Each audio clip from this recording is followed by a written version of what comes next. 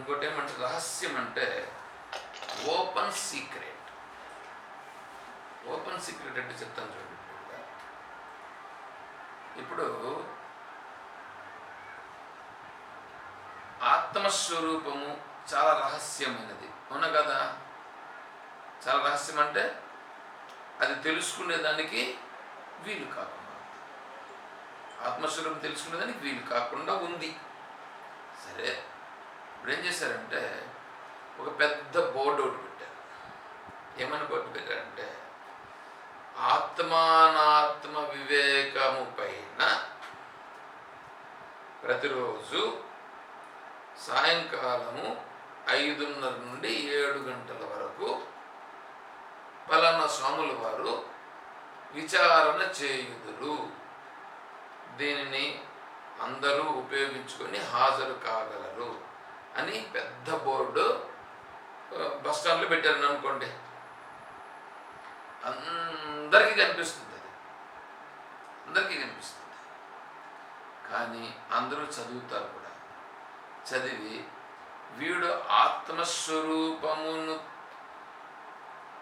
ఆత్మస్వరూపమే అయి ఉండి, వీడికి ఆత్మస్వరూపము తెలుసుకోవడమే వీడి కర్తవ్యమై ఉండి, వీడు ఆత్మస్వరూపాన్ని తెలుసుకునేదానికి ఆడుండేటువంటి బోర్డుని బట్టి ఏమన్నా వెళ్తాడా? చదువుతాడు కానీ ఆత్మస్వరూపం తెలుసుకునేదానికి వెళ్ళడు. ఒకటి. అదే పక్కలో ఇంకొక బోర్డు పెట్టి మీ యొక్క కోరికలను, మీ యొక్క జీవితంలో ఉండేటువంటి లక్ష్యములను సాధించుటకు, అంతేకాకుండా మీ జీవితంలో ఏవేవైతే మీరు కోల్పోయినారో వాటన్నింటినీ అధిగమించుట కొరకు పలానా హోమమును చేయుచున్నాం, ఆ హోమమునకు 10,000 రూపాయలు టికెట్, దీనిని మీరు పలానా తేదీ లోపల బుక్ చేసుకోగలరు అని బోర్డు పెట్టాను. నాకు పక్కలోనే అదే సైజులో బోర్డు పెట్టాను. ఏమంటే ఆత్మానాత్మ విచారణకు వెళుతారా? 10,000 రూపాయలు టికెట్ పెట్టి మీ కోరికలు నెరవేరుతాయి, మీ జీవితంలో ఉండేటువంటి సఫలమవుతాయి, మీ జీవితంలో ఏంటంటూ పొందుతారు అనేటువంటి దాన్ని చూసి 10,000 రూపాయలు ఖర్చు పెట్టి దానికి వెళ్తారా? మీరు చెప్పండి. 10,000 రూపాయలు ఖర్చు పెట్టి వెళ్తారు. 10,000 రూపాయలు ఖర్చు పెట్టి వెళ్తారు. ఎందుకంటే వాడికి ఆత్మానాత్మ విచారణ అవసరం లేదు. 10,000 రూపాయలు ఖర్చు పెట్టైనా సరే వాడు అట్లే వెళ్తాడు. ఈ ఆత్మస్వరూపాన్ని తెలుసుకోవడం లేదు. ఇప్పుడు చూడండి, ఆత్మస్వరూపం ఇంత బహిర్గతంగా చెప్తున్నా కూడా, అంటే మీకు ఆత్మస్వరూపాన్ని చెప్తాం రావయ్యా బాబు అంటే కూడా ఆత్మస్వరూపాన్ని తెలుసుకునే దానికి రారు. అది రహస్యం. సరే, స్వామీజీ ఏం చెప్పారంటే ఒక పండితుడు ఏం చేశాడంటే వేదాంత విచారం, వేదాంత పంచదశి గ్రంథం విద్యారణ్య స్వాముల వారు రచించినటువంటి గ్రంథం. ఆ గ్రంథాన్ని ప్రతిరోజు క్లాస్ చెప్తున్నాడు. ఎక్కడంటే వాళ్ళ ఊర్లో ఒక గుడి ఉంటే ఆ గుడిలో చెప్పేవారు. ఒక 20 మంది వచ్చేవారు రోజు. సరే, ఒకరోజు ఏమైందంటే స్వామి వచ్చి కూర్చొని ఉన్నాడు, బుక్ తీసి పెట్టుకొని ఉన్నాడు. ఒక్కరు కూడా రాలేదు. సరే, మామూలుగా ఈయన కూర్చొని వీళ్ళు 20 మంది కలిసి స్వామీజీ చెప్తా ఉంటే ఆడ ముందర పోయేవాళ్ళు వచ్చేవాళ్ళు ఉంటారు. మామూలుగా ఆ రోడ్లు పోయేవాళ్ళు. ఆ రోజు ఒక ఆయన రైతు పోతూ ఉంటే, ఏం స్వామీజీ మీరు ఒక్కరు మాత్రం కూర్చోన్నారే, వీళ్ళంతా ఎక్కడ పోయారు అని అడిగారు. వీళ్ళంతా ఎక్కడ పోయారు? ఎవరు? ఒక్కరు కూడా లేరే, వీళ్ళంతా ఎక్కడ పోయారు అంటే, ఎక్కడ పోయారని చెప్పేదండి, నేను వచ్చాను కూర్చున్నాను, వీళ్ళు ఎక్కడ పోయారో ఏమో ఇంకా రాలేదు, వాళ్ళ కోసం వెయిట్ చేస్తున్నానని చెప్పాడు. అప్పుడే పక్కలో ఒకతను వచ్చాడు. ఒకతను చూసి చెప్పాడు, స్వామి ఈరోజు తేలు కుడితే ఒక మంత్రం చెప్తాము. ఆ మంత్రం చేత తేలు కుట్టినటువంటి విషం ఎక్కకుండా ఉండగలిగే సామర్థ్యం కలిగిన మంత్రమును మేము చెప్తామని అక్కడ చెప్తున్నారు. అక్కడ ఉన్నారు మీ శిష్యులందరూ అని చెప్పాడు. తేలు కుడితే ఈ మంత్రం వేస్తే ఆ తేలు విషము వీడికి ఎక్కకన్నా ఉంటుంది. కాబట్టి ఆ మంత్రం చెప్తామని వాళ్ళు ఎవరో దండలు వేసినారు, దాన్ని చెప్తున్నారు. ఇప్పుడు వీళ్ళంతా ఎక్కడున్నారు? అక్కడ ఉన్నారు. ఇప్పుడు మీరు చెప్పండి, తేలు కుట్టేటువంటి విషాన్ని అసలు తేలు ఇప్పుడైనా కనిపిస్తున్నాయండి? మీకు ఏమైనా కనిపిస్తున్నాయండి తేలు ఏమన్నా? ఇప్పుడైతే ఎక్కువ లేవు సార్ తేళ్ళు. ఎక్కడనో ఎప్పుడో కనిపిస్తాయి. అసలు కనిపించేది నాకు ఎప్పుడో ఎన్నాళ్ళైందో తేలుని చూసి కూడా. తేలులు ఇప్పుడు అవి ఎక్కడో పల్లెల్లో ఉంటాయి, అవి కూడా లేదంటే ఇంకెక్కడన్నా కూడా ఉంటాయి. రాళ్ళ కింద ఎక్కడన్నా ఉంటాయి అవి. అంటే వాటి సంతానం కూడా దాదాపు తగ్గిపోయింది, అంత కొట్టేశారు. సరే, ఎందుకు చెప్తున్నామంటే ఆ తేలు ఎప్పుడో వచ్చేది, అది ఎప్పుడో కుట్టేది. కుడితే దాని విషం ఎక్కకుండా ఉండేదానికి వీడు మంత్రం చెప్తాడంట. ఆ మంత్రాన్ని చూస్తే వీడు చేసుకుంటాడు. దానికి ఉపయోగపడుతుంది అనేది ఒకటి. ఇంకొకటి ఏమంటే ఇది ఒక కథ. రెండవది ఏంటంటే ఎవరో హీరోయిన్లు వచ్చారు వాళ్ళ ఊర్లోకి. మామూలుగా హీరోయిన్లు ఓపెన్ చేసేదానికి వస్తుంటారు కదా, షాపులు అవి ఓపెన్ చేసేదానికి. ఆ షాపులు ఓపెన్ చేసేదానికి హీరోయిన్ను ఇన్వైట్ చేశారు. ఆ హీరోయిన్ వచ్చింది. అందువల్ల వీళ్ళందరూ హీరోయిన్ను చూసేదానికి వెళ్ళారు. ఏమంటే శరీరమే సత్యమైనది కాదు అని చెప్తూ ఉంటే, శరీరమే సత్యమైనది కాదని చెప్తా అంటే ఇప్పుడు వీళ్ళు పోయిండే దేనికి? శరీరమును చూసేదానికి వీళ్ళు. వేదాంత పంచదశి పాఠమేమిటి? వేదాంత పంచదశిలో ఆత్మానాత్మ వివేచన జ్ఞానమును చాలా స్పష్టంగా అరటిపండు ఒలిచి పెట్టినట్లుగా ప్రతి విషయాన్ని కూలంకషంగా చెప్పడం జరుగుతుంది. అట్లాంటి విషయాన్ని అక్కడ చెప్తూ ఉంటే అది జీవితాన్ని ఉద్ధరించేటువంటిదని అక్కడ చెప్తూ ఉంటే దాన్ని వారగబెట్టి ఏది అల్పమైనది ఏది అసత్యమైనది ఉందో దాన్ని వినేదానికి వెళ్ళారు. ఇప్పుడు చెప్పండి, ఆత్మస్వరూపం ఇంత బహిర్గతంగా ఉన్నా కూడా దాన్ని తెలుసుకునేదానికి ఎవడైనా వస్తున్నాడా అంటే దానికి ప్రాధాన్యం ఇవ్వడం లేదు, రావడం లేదు. కారణం ఏమంటే అది అంత రహస్యంగా ఉన్నది. రహస్యంగా ఉన్నదంటే రహస్యంగా ఉందా? ఓపెన్గా చెప్పినా కూడా తెలుసుకునేటువంటి స్థితిలో లేరు. కాబట్టి అది రహస్యమైనది. అందువలన జ్ఞానులుగా ఉన్నటువంటి మహానుభావులు సైలెంట్గా ఉంటారు. వీళ్ళందరినీ చూస్తూ ఎంత గొప్ప మహానుభావులకు వీళ్ళందరూ ఉన్నారు అని అనుకొని వీళ్ళు సైలెంట్గా ఉంటారు. ప్రపంచమంతా ఒక మార్గంలో పోతూ ఉంటే కూడా వీళ్ళు నిర్మలంగా ఉంటారు, వాటి గురించి పట్టించుకోకుండా. యానిషా సర్వభూతానాం తస్యాం జాగ్రత్త సంయమి యస్యాం జాగ్రత్త భూతాని సానిషా పశుతో మునేహే. అందరూ ప్రాపంచిక విషయాలు సత్యమని పట్టుకొని ముందుకు పోతూ ఉంటే ప్రపంచంలో ఉండేటువంటి వాళ్ళు ఏదైతే సత్యమని పట్టుకొని ముందుకు పోతున్నారో అది నిజంగా అసత్యం. కాబట్టి జ్ఞాని ఆ విషయములలో అసలు నిద్రపోతుంటాడు. ప్రపంచంలో ఉన్నటువంటి వాళ్ళందరూ ఏ విషయమునందైతే పట్టించుకోకుండా దాని యందు నిద్రపోతుంటారో అంటే ఆత్మస్వరూపం నందు నిద్రపోతుంటారో అలా ప్రపంచంలో ఉండేటువంటి వాళ్ళందరూ నిద్రపోతూ ఉన్నటువంటి ఆత్మస్వరూపమునందు జ్ఞాని మెలకువగా ఉంటాడు. చూడండి అట్లా చెప్పారు అక్కడ శాస్త్రంలో. కాబట్టి మౌనం చేయవాస్మి గుహ్యాన.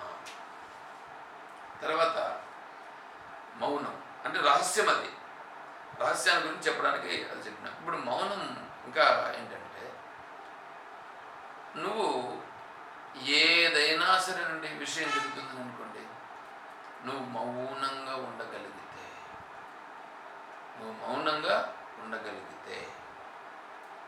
నీ మనస్సుకి ఒక ఒక క్లారిటీ అనేటువంటిది ఆటోమేటిక్గా ఆ ఆ మనస్సుకు ఒక అవగాహన అనేటువంటిది రావడం జరుగుతుంది. అయితే మౌనంగా ఉండుట అంటే ఆత్మానాత్మ వివేక జ్ఞానము కొరకు నేను మౌనంగా ఉండనని ఉండాల. అంతేగాని సైకలాజికల్గా ఫిట్ కాకుండా అట్లని కాదు. అట్లా సైకలాజికల్గా ఫిట్ కాకుండా ఉండేటువంటి వాడు ఎట్లాగో మౌనంగా ఉండలేడని అనుకోండి. కొంతమంది ఏంటంటే మౌనంగా ఉండుటలో కూడా దిట్టలుగా ఉండేవాళ్ళు కొంతమంది అంటారు. పివి నరసింహారావు గారు ప్రధానమంత్రిగా ఉన్నప్పుడు మౌనంగా ఉంటాడు. మౌనంగా ఉండి ఏ పని చేయాలనో ఆ పనిని ఎఫెక్ట్గా చేసేవారండి. ఇప్పుడుండే ప్రధానమంత్రి గారు కూడా అలాగే ఉన్నారని చెప్తుంటారు. ఏ విషయంలో ఎక్కడ ఎంతవరకు ఎలా దాన్ని చేయాలనో అలా చేస్తారు. ఎక్కడ కానీ తొట్టుపాటు లేకుండా ఉంటారు అని చెప్తుంటారు పెద్దలుగా ఉండేవాళ్ళు. నాకైతే అంత పెద్దగా అవగాహన తెలియదు ఆ రాజకీయ విషయాలపైన. సరే, అదొకటి. నెక్స్ట్, మౌనముగా ఉండుట అన్నప్పుడు మానసిక తపస్సు అనేటువంటి తీసుకున్నప్పుడు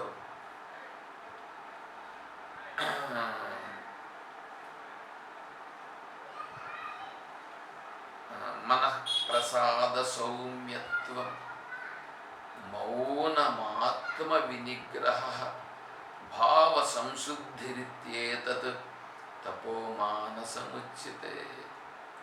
మానసిక తపస్సు అనేటువంటి దాని గురించి వివరిస్తున్నారు. ఏమిటి? మనః ప్రసాద సౌమ్యత్వం. మనస్సు ఏమవుతుంది? సౌమ్యంగా అవుతుంది. సౌమ్యంగా ఉంచుకున్నట, తన ప్రయత్నము చేత ఉంచుకుంట. మౌనం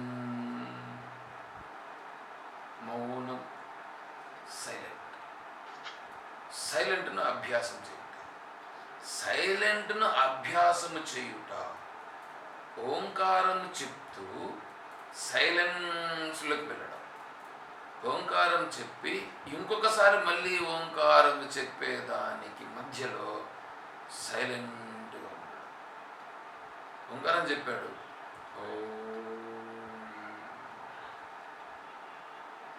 ఇంకొకసారి మళ్ళీ ఓంకారం చెప్పాలి.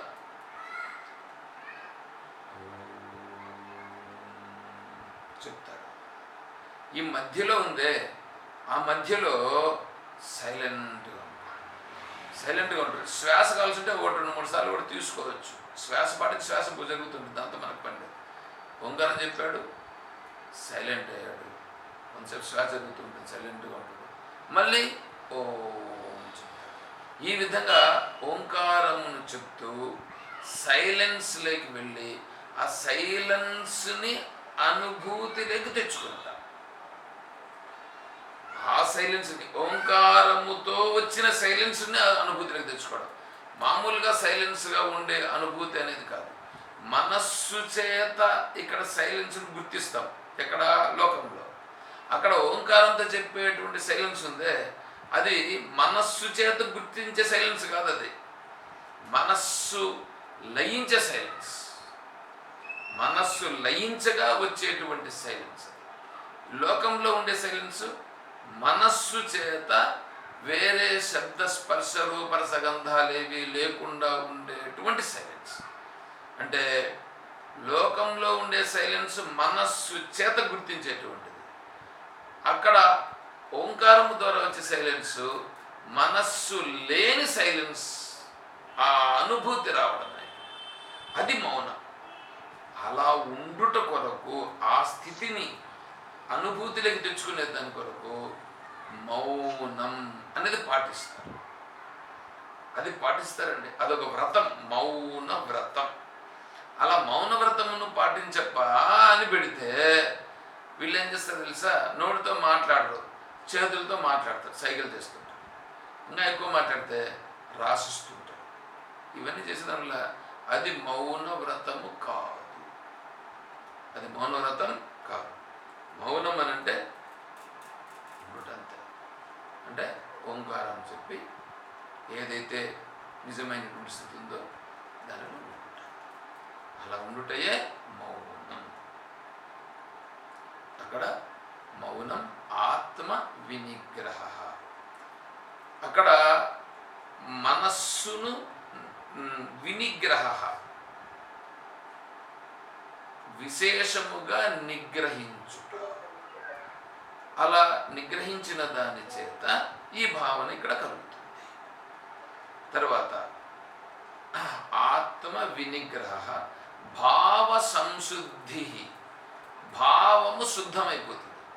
ఈ ఈ ఓంకారము రూపంగా వచ్చినటువంటి సైలెన్స్ ఉందే, దానివల్ల భావం కూడా ఏమైపోతుంది, భావం కూడా శుద్ధమైపోతుంది. ఓంకారానికి ఆ సామర్థ్యం ఉందండి. ఎందుకంటే ఈ ఓంకారము భావన ఆ స్థితికి వెళ్ళినప్పుడు మన మనస్సుకి సహజముగా ఆ ఓంకార స్థితికి వెళ్ళుట అనేది జరుగుతుంది. ఇదంతా మహర్షులందరూ చాలా స్పష్టముగా అనుభూతిని పొంది మనకు చెప్పినటువంటి మార్గం. లేకపోతే ఊరికే ఏం చెప్పినటువంటి మార్గం కాదు అది. కాబట్టి భావ సంశుద్ధి ఇలా ప్రయాణం చేసిన దానివల్ల భావమే మారిపోతుంది. భావం మారిపోవడం అని అంటే భావం ఎందుకు మారాలా అంటే అంత భావంలోనే ఉండేది.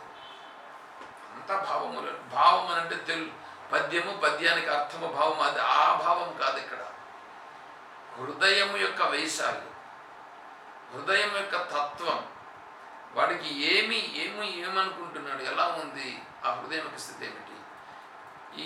ఇది బుర్ర, మైండ్, ఇది హృదయం. ఇది చెప్పినట్లుంటావా, ఇది చెప్పినట్లుంటావా అని ప్రశ్న వస్తుంది. కఠోపనిషత్తులు ఇది వస్తారు. హృదా మనీషా మనసాభిక్లుప్తో ఏవం విదురమృతాస్తే భవంతి. ఈ మైండ్ ఏమో ఈ ప్రపంచంలో ఉండేదాన్ని అంతా చెప్తుంది. ప్రపంచంలో ఉండేదాన్ని నువ్వు ఎలా పొందాలి, ఎలా అనుభవించాలనేది మైండ్ చెప్తుంది. హృదయమేమో ఇది సత్యమా, ఇంకొకటి సత్యమా తెలుసుకో, సత్యమైనది ఏది, అసత్యమైనది ఏది, దాన్ని తెలుసుకో అని చెప్పి హృదయం చెప్తుంది. ఎందుకంటే హృదయ స్థానం, అక్కడ ఉండేటువంటి ఆ సాక్షిత్వ భావన ప్రభావం అలా చేస్తుంది. ఈ మైండ్ ఏంటంటే, ఈ మైండ్ అనేటువంటిది మనస్సుకు సంబంధించినటువంటి మెటీరియల్. ఈ మనసుకు సంబంధించిన మెటీరియల్ ఎప్పుడు బహిర్ముఖంగా ఉంటుంది. అందువలన ఈ మైండ్ ఏమో ప్రాపంచిక విషయాలు చెప్తుంది, హృదయం ఏమో సత్యమైన విషయాలు చెప్తుంది. ఆ సత్యమైన విషయములను వినాలనంటే హృదయ శుద్ధి కావాలి. అంటే అందుకే దానికి అంతఃకరణ శుద్ధి అని పేరు. అంతఃకరణ శుద్ధి ఎవడికి కలుగుతుందో వాడు మాత్రమే ఈ మార్గానికి వెళ్ళగలుగుతాడు. అందుకే దానిని భావన అంటారు. ఇంకా ఉంటుంది భావనాత్రయ నాశనం. భావనాత్రయములు ఉన్నాయి. అసంభావన, విపరీత భావన, సంశయ భావన అని 3 భావనలు ఉన్నాయి. అవి భావనాత్రయములు. భావనాత్రయములు నశించాల. వాసనాక్షయమునుంది. వాసనలు కూడా 3 వాసనలు ఉన్నాయి. లోకవాసన, దేహవాసన, శాస్త్రవాసన. ఈ 3 వాసనలు పోవాలి. ఆ 3 భావనలు పోవాలి. 3 భావనలు, ఈ 3 వాసనలు పోతే వాడు జీవన్ముక్తుడే. వాడు జీవన్ముక్తుడైన వాడే ఈ విధంగా తన స్వరూపమునందు ఉండగలుగుతాడు. తన స్వరూపమునందు ఉండుట, తన స్వరూపమునందు ఉండుట కాదు, స్వరూపముగా నిలిచిపోవుట. తన స్వరూపంగా నిలిచిపోయినప్పుడు ఈ మనస్సు అనేటువంటిది ప్రారంధానుసారంగా జరుగుతున్నటువంటి దాన్ని అంతటినీ కూడా చూస్తూ ఇవంతా ప్రారంభం నుంచి జరుగుతున్నవి అని నిర్వికారముగా ఉండుట, అదియే జీవన్ముక్త స్థితి.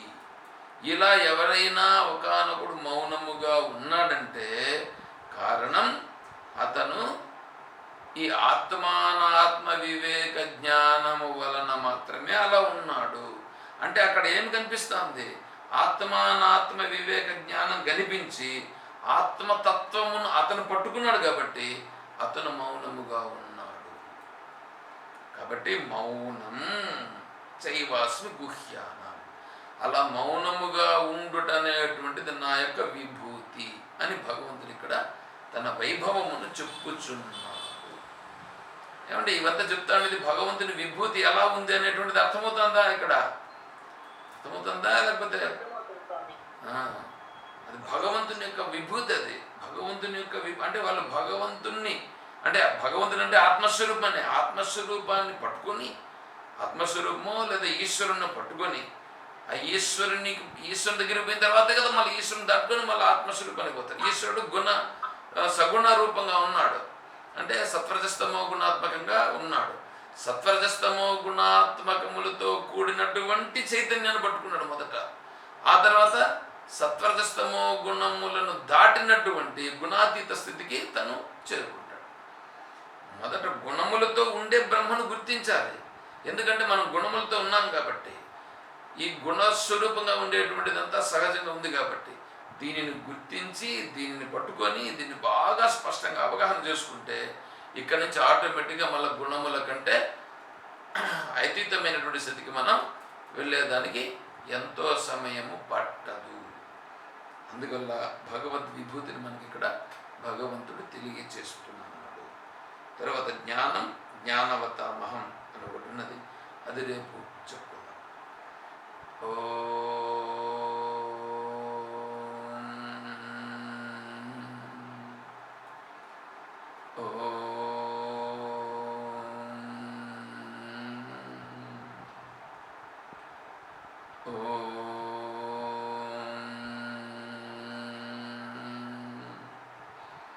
ఓం అసతో మా సద్గమయ, ఓం తమసో మా జ్యోతిర్గమయ, ఓం మృత్యోర్మా అమృతం గమయ, ఓం శాంతి శాంతి శాంతి. హరి ఓం తత్సత్. ఓం సర్వం శ్రీ సద్గురు చరణారవిందార్పణమస్తు. ఓం జై బోలో శ్రీకృష్ణ పరమాత్మ की जय, बोलो गीता माता की जय, बोलो भक्त मंडली की हर नमः पार्वती पतये।